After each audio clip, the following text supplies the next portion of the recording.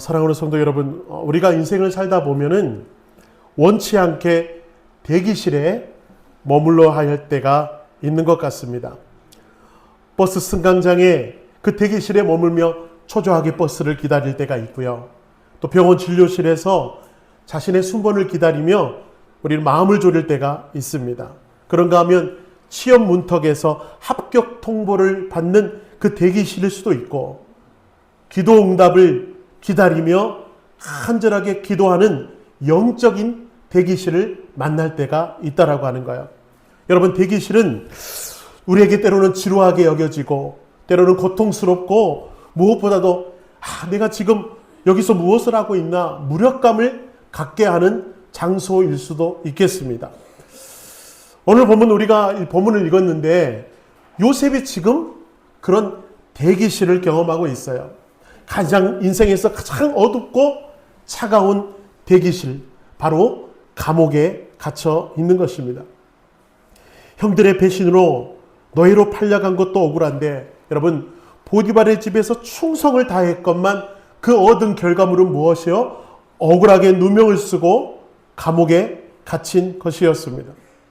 여러분, 요셉의 나이가 이때가 바로 20대 후반, 가장 찬란하게 빛나야 될 그 청춘의 시간을 그는 지금 지하 감옥의 대기실에서 신음하고 있습니다. 얼마나 고통스러울지, 얼마나 마음이 무너져 내릴지, 어떻게 해야 이 감옥을 빠져나갈 수 있단 말인가, 조급함이 요셉에게 닥쳐오게 되는 그 시간을 보내고 있어요. 근데 여러분, 우리가 분명하게 기억해야 될 것은 하나님의 시간은 우리의 시간과 다르다라는 것을 여러분 꼭 기억하시길 바랍니다. 하나님께서 요셉에게 허락하신 그 감옥은 하나님의 입장에서 보면 단순히 대기실이 아니었어요. 그곳은 장차 애굽이라고 하는 거대한 제국을 다스릴 총리를 만들어내는 훈련장이었습니다. 훈련장. 그렇다면 요셉은 여러분, 이 감옥이라고 하는 훈련장에서 무엇을 배워야 할까요?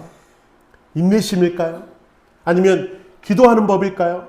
네, 그것도 중요하겠지만 오늘 본문 창세기 40장은 요셉이 배운 가장 위대한 성품 하나를 소개하고 있으니 그것이 바로 섬김이라고 하는 것입니다. 섬김.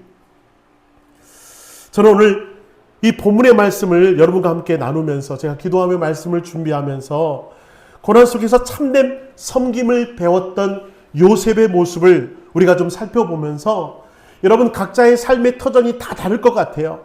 상황이 다 다를 것입니다. 어떤 분은 가장 행복한 시간을 보내고 있는 사람이 있는가 하면, 어떤 분들은 가장 낮은 바닥의 인생을 살아가고 있는 사람이 있을 줄 모르겠어요. 그러나 지금 어디에 있든지 그 자리에서 섬김을 실천하며 나가는 인생이야말로 하나님이 우리에게 주시는 훈련의 기회임을 기억하여 우리가 그렇게 승리하며 나가는 복된 인생 되기를 주님의 이름으로 축원합니다. 자, 그게 바로 훈련의 삶이요 우리의 믿음의 삶이라고 한다면, 우리가 첫 번째로 한번 살펴볼 것은 변함없는 섬김이 그 자리에서 필요하겠다라는 생각이 드는 거예요. 가장 낮은 곳에 있든지 어쩌면 높은 곳에 있을지라도 그곳은 우리에게 주시는 사명이 있어요. 어떤 사명? 변함없이 섬기는 사명을 우리에게 주고 계시다라는 것 꼭 여러분 붙잡았으면 좋겠어요. 자, 창세기 40장 우리 3절부터 4절까지 읽어드리겠습니다. 그들을 시위 대장의 집안에 있는 옥에 가두니 곧 요셉이 갇힌 곳이라. 시위 대장이 요셉에게 그들을 수종들게 하매 요셉이 그들을 섬겼다라 말하고 있어요. 자, 어느 날 애굽왕 바로의 술 맡은 간원장과 떡 굽는 간원장이 왕에게 범죄하여 감옥에 들어오게 됩니다. 이들은 단순한 죄수가 아니라 왕의 최측근 중의 측근이었고 고위급 정치범들이었습니다. 시위대장 보디발은 요셉에게 이 두 사람을 수종들게 했어요. 자, 여기서 수종들게 했던 이 보디발의 말보다도 더 중요한 건 그 밑에 노란 글씨, 요셉이 그들을 섬겼더라라고 하는 것입니다. 이 말이 정말 대단한 것이, 여러분 입장을 바꿔서 한번 생각해 봅시다. 요셉 입장에서 다시 한번 봅시다. 요셉은 지금 다른 사람들을 섬길 만한 처지가 아니었어요. 그는 억울하게 누명을 쓰고 감옥에 갇힌 피해자입니다. 깊은 상처를 안고 있는 사람입니다. 그러면 요셉이 이런 마음을 먹을 수밖에 없을 것 같아요. 내 코가 석자인데 내가 지금 누구를 섬긴단 말이냐. 나야말로 위로를 받아야 되고 나야말로 섬김을 받아야 할 사람이다. 그렇게 항변해도 어느 누구 하나 뭐라고 할 사람이 없는 지경에 놓여 있는 것이 요셉의 상황이었다라고 하는 거예요. 게다가 여러분 보십시오. 지금 요셉을 감옥에 넣은 사람이 누구죠? 시위대장 보디발이었어요. 근데 그 보디발이 어느 날 찾아와서 야, 지금 VIP가 감옥에 들어왔으니 그들을 좀 섬겨라. 시위대장이 그렇게 말을 하면 여러분 저 같으면 막 화가 나가지고 그냥 대충 할 것 같아요. 그냥 밥이나 좀 넣어주고 침상이나 한번 점검해주고 그냥 얼굴을 돌려버렸을 것 같아요. 섬김이 아니라 그냥 대충 형식적으로 모든 매사의 일들을 해나갔을 줄 모르겠어요. 그러나 여러분 오늘 이 요셉의 말이 너무 놀라운 게 뭐라고요? 요셉이 그들을 섬겼다라고 하는 거예요. 섬겼다라고 하는 거예요. 저는 이 단어가 참 가슴에 와닿습니다. 우리의 신앙생활도 마찬가지입니다. 교회 생활도 마찬가지고요. 여러분 일상의 삶을 한번 돌아볼까요? 세상 속에서 한 주간 이리 쳐이고 저리 치이고 삶의 무게로 짓눌려 있다가 주일 예배에 나오신 분들이 계실 겁니다. 이 예배 한번 나오기도 참 버거운 인생을 살아가는 것이 우리의 인생이에요. 직장의 위기, 또 재정적인 어려움, 또 꼬여가는 인간관계의 문제로 참 내 마음이 상처투성이고 지쳐갈 때가 우리에게도 있어요. 자, 그렇게 교회에 나왔는데 바로 그때 교회에서 여러분에게 새로운 직분을 맡기거나 찬양대에 좀 서주십시오. 교사로 좀 섬겨주십시오. 헌신하라고 요청이 들어올 때가 있습니다. 아니면 혹시 나보다 더 힘들어하는 지체들을 좀 신방하고 위로하는 목자를 좀 맡아주십시오. 그렇게 막 요청이 들어올 때 여러분 솔직히 우리 마음 그렇게 항변하고 싶을 때가 있지 않아요? 하나님, 지금 제 코가 석자입니다. 나야말로 누군가의 간절한 기도가 필요하고 누구의 위로가 필요하고 누구의 돌봄이 필요한 사람입니다. 지금은 때가 아닌 것 같아요. 저 못하겠습니다. 이렇게 몇 번이고 말하고 싶을 때가 우리에게도 있더라고 하는 거예요. 내 상처가 너무 크니 그 상처를 메꾸기도 버거운데 자꾸 주님께서는 우리에게 섬김을 요청할 때가 있다라고 하는 거예요. 그럴 때 거기에 예스라고 하기에 참 힘들 때가 있다라고 하는 것입니다. 오스트리아 정신의학자이자 나치 강제 수용소를 생존했던 인물이 계시니 그가 빅터 프랭클이라는 저 인물입니다. 저분이 썼던 책 중에 죽음의 수용소에서라는 책이 있어요. 여기 보면 이런 얘기가 나와요. 여러분, 아우슈비츠 수용소는 그야말로 지옥이었습니다. 매일 사람들이 가스실로 끌려갔고요. 극도의 굶주림, 극도의 추위로 인하여 모든 사람들이 짐승처럼 변해가던 그곳이 바로 이 수용소였습니다. 내 코가 석자다. 이 말이 가장 잘 어울리던 곳이 바로 그 수용소였습니다. 그런데 프랭클은 그 지옥 같은 막사 안에서 놀라운 사람들을 목격하게 돼요. 자기도 뼈만 앙상이 남은 몸을 가지고 다른 수감자들의 막사를 돌아다니면서 위로하는 사람들이 있더라. 자기도 힘이 들면서 따뜻한 위로를 옆 사람에게 건네기 위해 부단히도 막사를 돌아다니는 사람들이 있더라. 자신이 마지막 남은 그 빵 한 조각도 다른 사람을 위하여 내어주는 사람이 있더라. 그래서 프랭클은 이들을 보면서 이렇게 기록합니다. 인간에게서 모든 것을 빼앗아갈 수 있어도 단 한 가지, 마지막 남은 인간의 자유의지, 즉 어떠한 상황에 놓이더라도 자신의 태도를 선택할 수 있는 자유는 빼앗아갈 수 없다.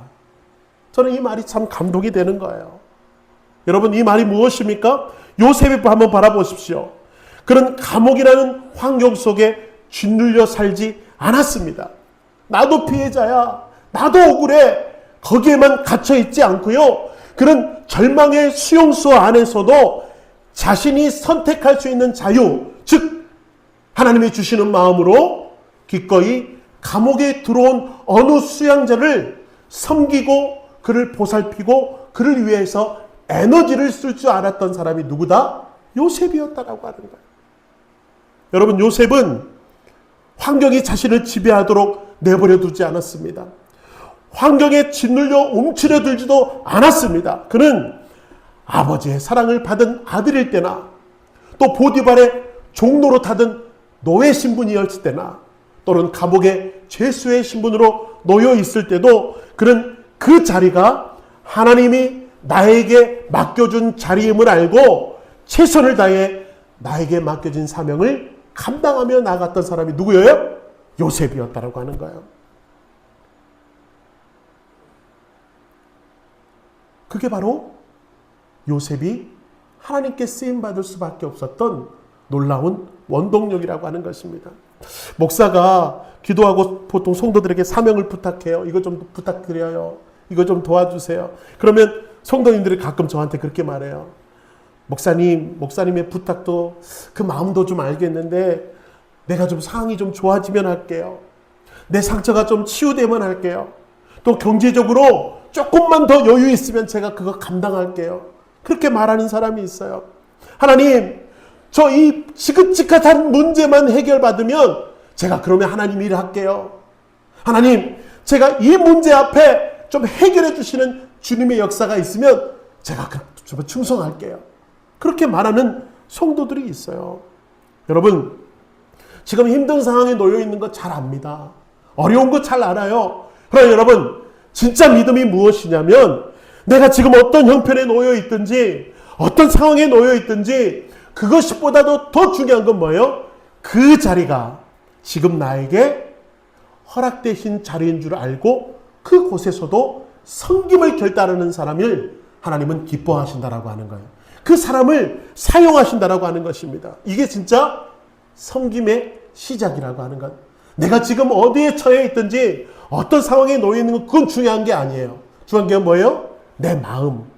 섬기기로 작정하고 그 순간을 믿음으로 걸어가며 나아갈 때 하나님께서 여러분의 삶에 놀라운 능력으로 함께하여 주신 줄로 믿습니다. 그래서 어디에 있든지 그 위치가 중요한 것이 아니고 내가 가장 낮은 곳에서도 하나님 나에게 허락되신 그 일을 나에게 허락되신 그 사람을 섬김으로 나가겠습니다. 그렇게 결단할 때 주님께서 여러분을 위대한 도구로 빚어가는 은혜가 넘쳐날 줄로 믿습니다.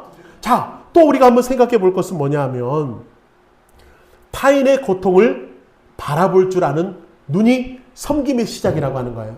따라합시다. 타인의 고통을 바라볼 줄 아는 눈이 섬김의 시작입니다. 네, 섬김의 시작은 다른 사람의 고통을 바라볼 줄 아는 눈에서부터 시작돼요. 자, 시간이 흘러 오늘 본문으로 돌아와 보면 두 간원장이 감옥에서 하룻밤에 꿈을 꿉니다. 그리고 아침이 밝았습니다. 그리고 이 두 관원장이 걱정이 돼서 창세기 40장 6절과 7절 이렇게 말을 하는 거예요. 같이 한번 읽어봅시다. 아침에 요셉이 들어가 보니 그들에게 근심의 빛이 있는지라. 요셉이 그 주인의 집에 자기와 함께 갇힌 바로의 신하들에게 묻되 어찌하여 오늘 당신들의 얼굴에 근심의 빛이 있나이까. 예. 제가 여러분과 함께 이 말씀을 읽었던 이유는 여러분 창세기를 전체를 통틀어서 가장 아름다운 장면 중 하나가 바로 이 장면이 아닌가 저는 생각되기 때문에 그래요. 늘 하던 대로 요셉은 아침에 두 사람을 살피러 감옥에 들어갑니다. 그런데 여러분 평소와는 다르게 그 두 사람의 얼굴에 근심빛이 있는 것을 발견해요. 그리고 요셉이 묻지요. 어찌하여 오늘 당신의 얼굴에 근심의 빛이 있나이까?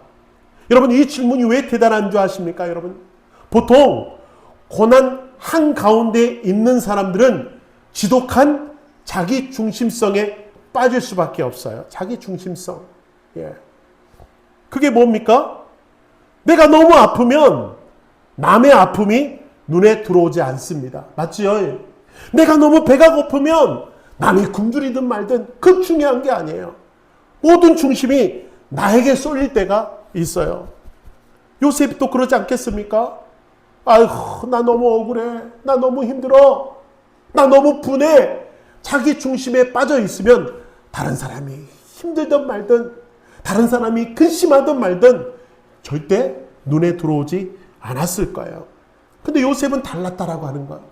요셉은 그 감옥이라는 참혹한 상황 속에서도 자신의 상처로 움츠러드는 것이 아니라 여러분 타인을 향해 눈을 돌릴 줄 알았다라고 하는 것. 참 저는 이것이 요셉의 놀라운 믿음 같습니다.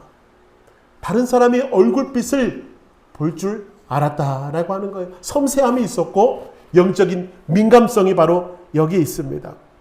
그래서 참된 헌신은 여러분 무조건 내 것을 떼어주는 것이 헌신이고 섬김이 아닌 것 같아요.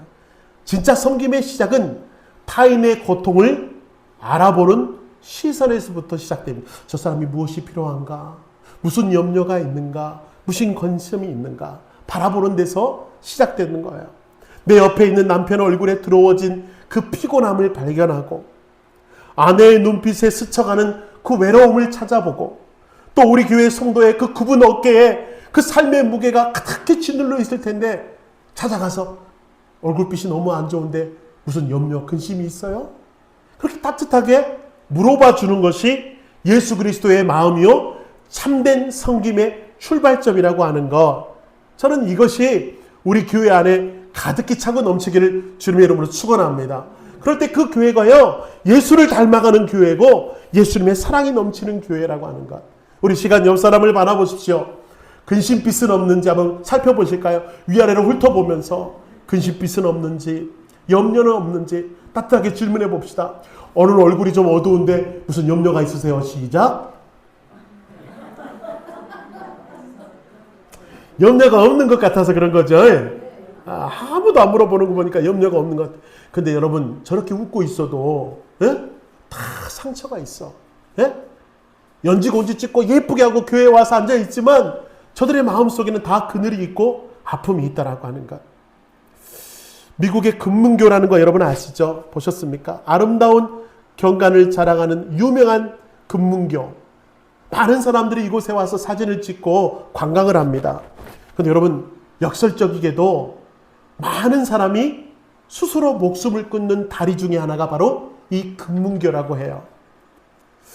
어느 날 장의사들이 이곳에서 투신한 젊은 남성의 집을 방문하여 유품을 정리하다가 책상 위에 짧은 유서 한 장을 발견합니다. 그 유서에는 아주 충격적인 그러나 너무나도 가슴 아픈 글이 담겨져 있어요. 지금 나는 지금 금문교를 향해 걸어갈 것이다. 만약 걸어가는 길에 단 한 사람이라도 나를 향해 미소를 지어준다면 나는 다리에서 뛰어내리지 않을 것이다. 여러분 그런 다리를 건너가면서 수많은 사람들을 만나지 않았겠습니까? 하지만 아무도 그의 얼굴에 드리워진 근심의 빛, 죽음의 그림자를 어느 누구도 살피지려 하지 않았습니다. 만약에 그날 여러분 요셉과도 같은 시선을 가진 사람이 한 사람이라도 있었다면 그리고 그를 멈춰 세우고 오늘 안색이 너무 안 좋은데 무슨 일이 있으세요? 그렇게 물어봐주는 사람이 단 한 사람이라도 있었다면 아마 이 젊은이는 목숨을 그렇게 쉽게 내버리지는 않았을 것입니다.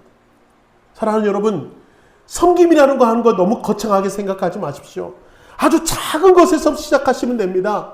지금 내 옆에 있는 사람, 내 옆에 있는 성도, 그 성도에게 눈길 한번 주는 것, 미소 한번 건네는 것, 저 사람은 어떤 근심이 있는지, 지금 어떤 어려움이 있는지 살펴주는 것, 그것에부터 섬김의 시작이라고 하는 것이에요. 현대사회는 그런데 어떻습니까? 타인에게 너무 무관심해요. 엘리베이터 타도 막 핸드폰만 쳐다보느라고 옆 사람이 누가 탔는지 관심이 없어요. 심지어 여러분 내 아파트 이웃에 내 빌라 앞집에 누가 사는지도 알지 못하고 살아가는 인생, 우리 그런 인생 살아가지 않습니까?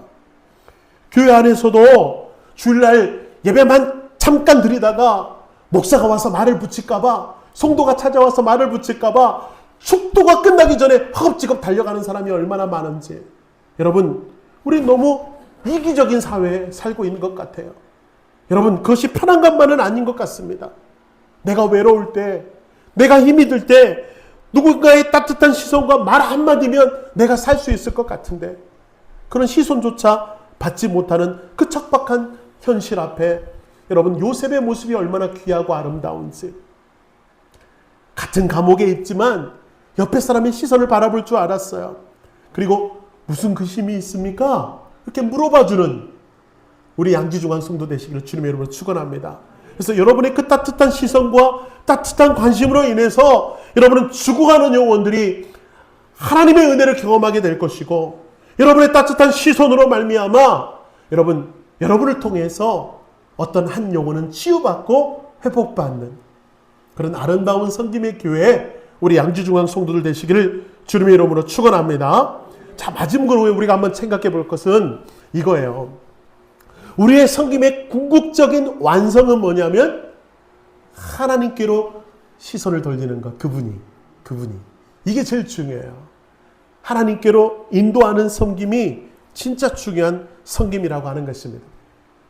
자, 다시 한번 본문으로 돌아와서 이 요셉의 따뜻한 질문 가운데 두 관원장이 마음의 문을 열고 8절의 상반절에 이렇게 말합니다. 우리가 꿈을 꾸었으나 이를 해석할 자가 없도다라고 말해요. 이게 무슨 말이에요? 당시 애굽에는 이 꿈 해석하는 것이 아주 팽배해 있었습니다. 꿈을 계시하고 꿈을 풀어주는 사람들이 많이 있었고요. 이것이 신의 뜻이라고 생각하던 때가 애굽의 사람들의 문화였어요.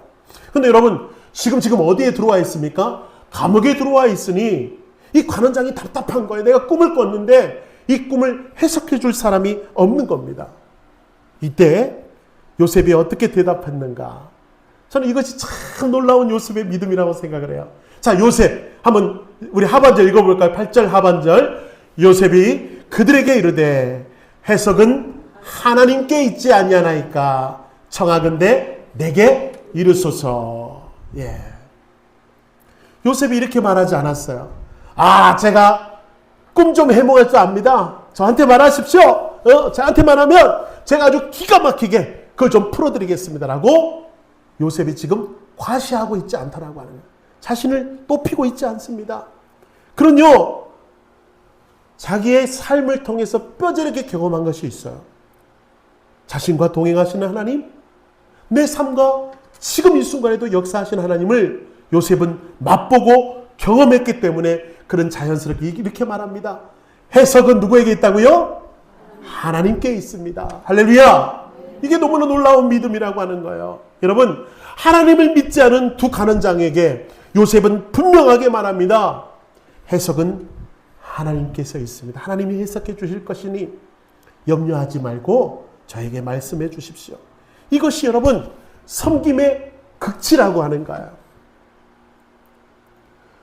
여러분, 그리스도인의 섬김과 세상의 봉사가 어떻게 다른 줄 아십니까? 세상의 봉사는 타인의 필요를 채워주고 그 필요를 채워줬다는 것으로 내가 만족하는 것.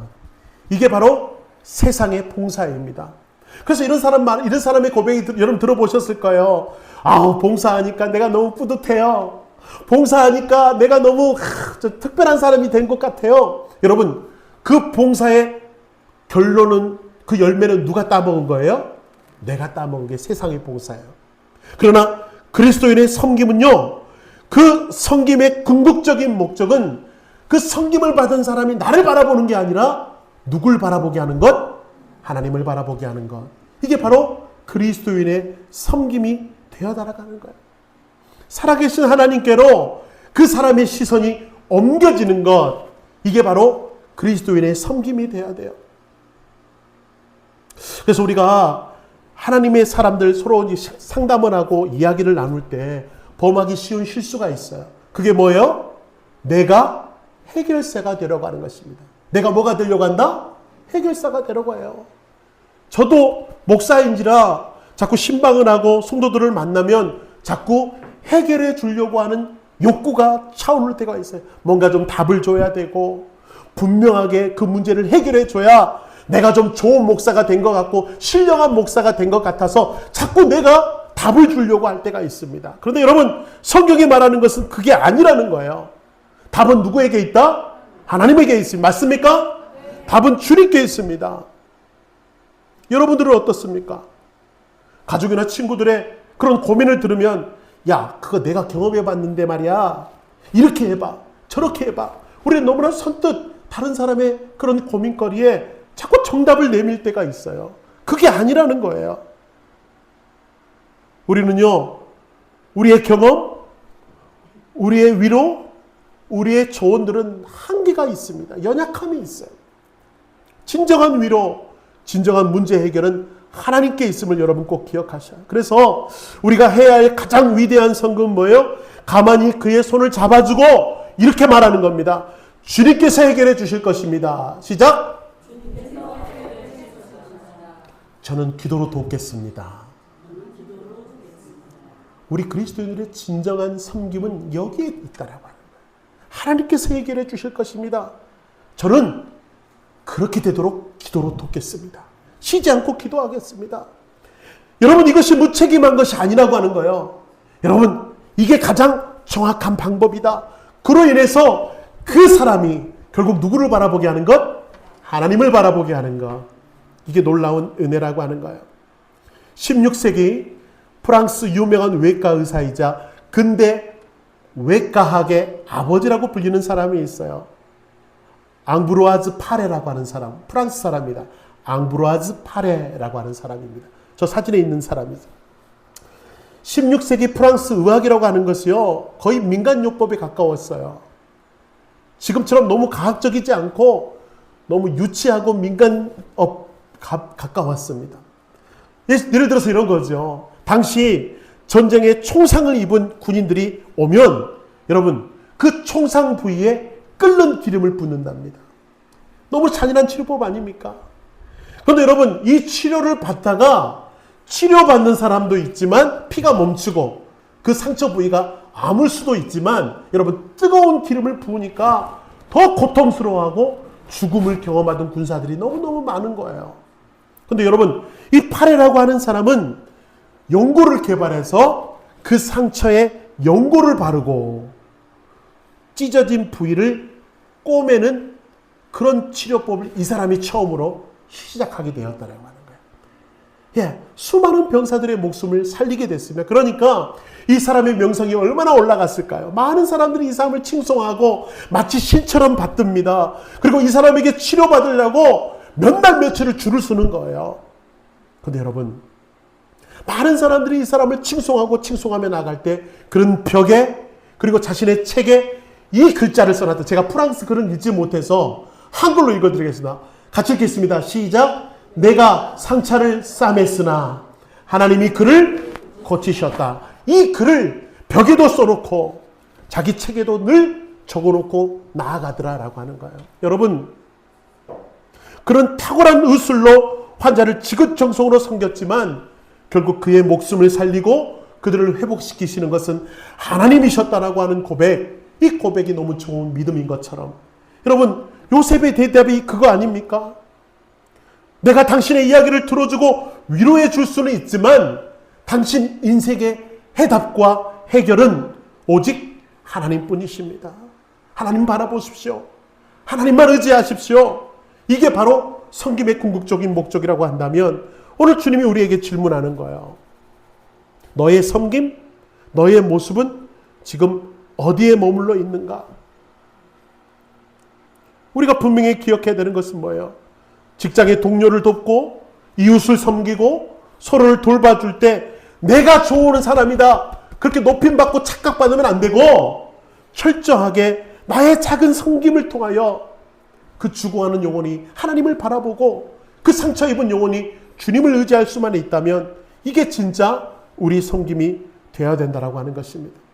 사랑하는 성도 여러분, 요셉이 감옥에서 보여준 이 작은 섬김 하나로 훗날 어떤 결과가 일어납니까? 2년 뒤에 바로 왕이 꿈을 꾸고 변민할 때에 그 술 맡은 관원장이 요셉을 기억하고 창세기 40장에 나온 그 요셉의 따뜻한 말 한마디가 떠오르는 거예요. 어찌하여 얼굴에 큰 신빛이 있나이까?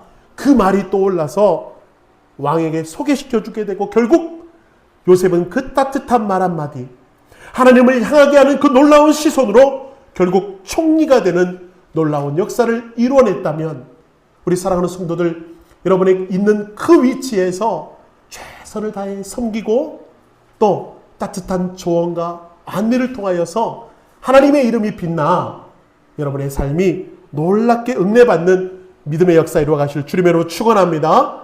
말씀을 좀 마무리하면서 우리 찬양팀 나오시고요.